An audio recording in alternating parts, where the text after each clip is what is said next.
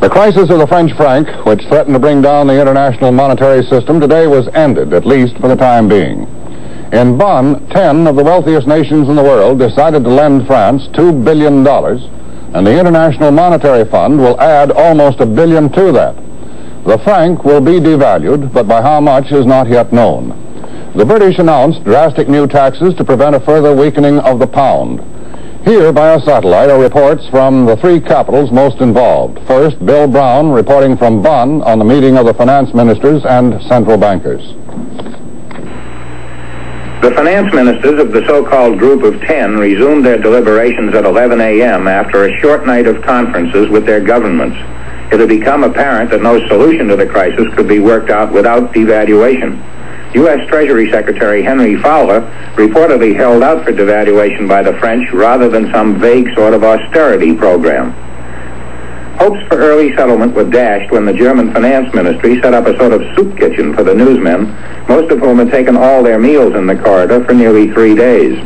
Finally, with a communique prepared, West German Finance Minister Karl Schilling met with the press to outline the package deal. It was a hectic, multilingual conference that droned on and on.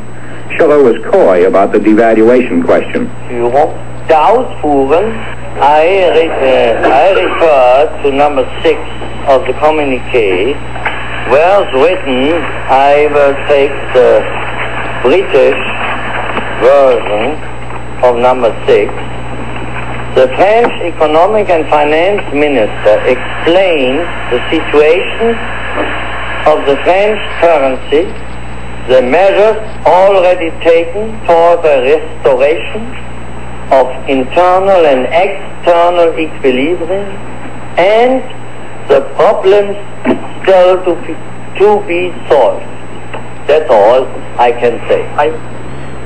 The British government responded to the crisis by saying it will not devalue, and by trying to strengthen its chronically shaky pound with heavy sales tax boosts that add $0.50 to the price of a bottle of scotch and a nickel to a pack of cigarettes and a gallon of gasoline immediately. The government had this stiff dose of deflation in mind for a while, but the crisis provided a politically opportune time for cutting consumer spending and discouraging imports.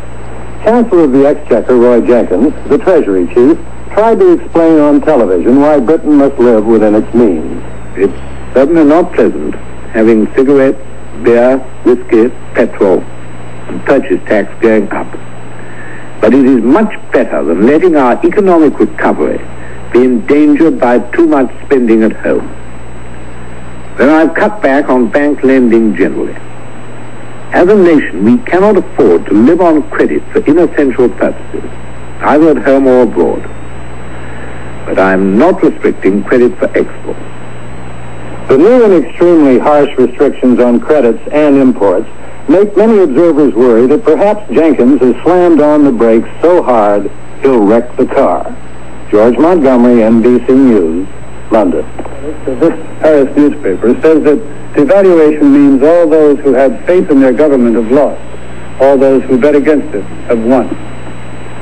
Prime Minister Koudeniovic was in and out of the President DeGaulle's office all day long today and tonight, preparing for the decisive meeting of the Cabinet tomorrow afternoon. NBC's microphone at the Élysée Palace prompted a little gesture of irritation by Kouv with his diplomatic hat.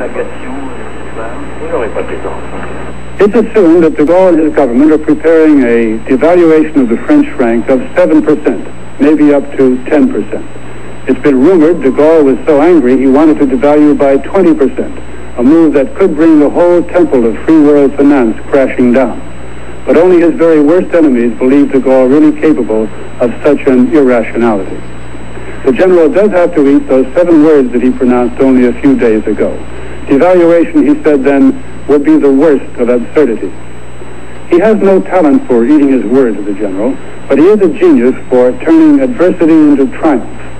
The collapse of his greatest achievement, his proudest achievement, monetary stability, a little gift for his 78th birthday today, is the general's greatest and maybe last challenge. Frank Bergholzer, NBC News, Paris.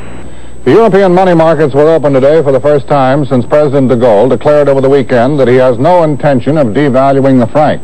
and the franc showed surprising strength, moving up in Paris, Amsterdam, Milan, Frankfurt, and Zurich. In Paris, though, French speculators, with complete disregard for de Gaulle's appeal to their patriotism, bought gold, foreign currency, and stocks. But for the time being, they were unable to do the franc any damage. Today also, de Gaulle dispatched squads of police to France's borders to help customs men enforce orders that only limited quantities of francs could be taken out of the country. Before de Gaulle made his announcement on Saturday and gave a radio speech Sunday, the French people showed little confidence in their own currency. NBC News correspondent John Quirt reports. General de Gaulle's refusal to devalue the franc came as some Frenchmen were on the verge of panic, ready to exchange their paper money for furs or anything that seemed safe and dependable.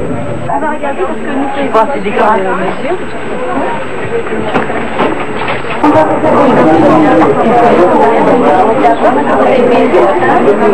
a crowded Paris shop just before the general's surprise announcement, this housewife was told to take advantage of a special pre-devaluation bargain price.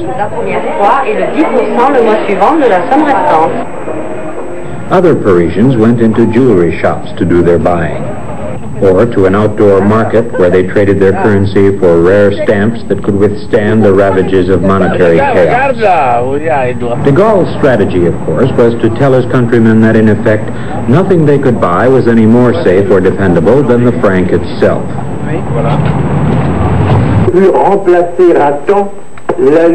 He told them on radio and over television with only a still picture of the Élysée Palace on the tube, playing off against their fears of an unstable currency and offering them reassurance. De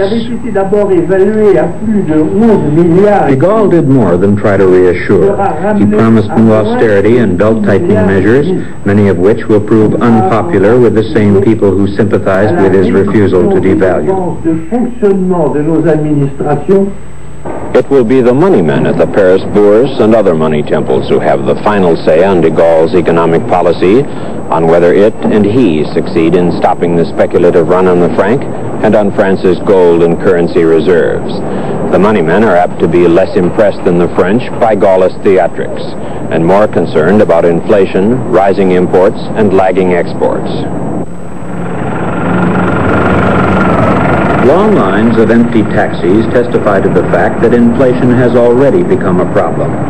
Fares have risen nearly 30% since the strikes of last June, and few Parisians want to pay that much. De Gaulle clearly decided that devaluation could make matters worse, perhaps pushing up the cost of food and other staples of everyday life. Behind his strategy was also the realization that devaluation probably would not have reduced imports very much. It would have helped some, for example in the case of foreign food products close to their French competition in price, but not on many big items such as Italian refrigerators, where the price advantage over the French is enormous thanks to cheaper labor and lower profit margins in Italy. Also, there was the realization that exports might not benefit from a cheaper franc. In many industries, the tendency after a devaluation is to simply pocket the difference by not cutting prices. Allez, un petit de Gaulle pour l'œil de lynx. Rien du tout. Et celui-là, le franc qui court. In the Latin Quarter, they joke a lot about de Gaulle and his policies. Students draw caricatures and sell them. But it's clear that now his economic policies, his substitute for devaluation, will have to succeed. Or many of these same students may join up with the French working class and take to the streets and barricades once again. John Quirt, NBC News, Paris.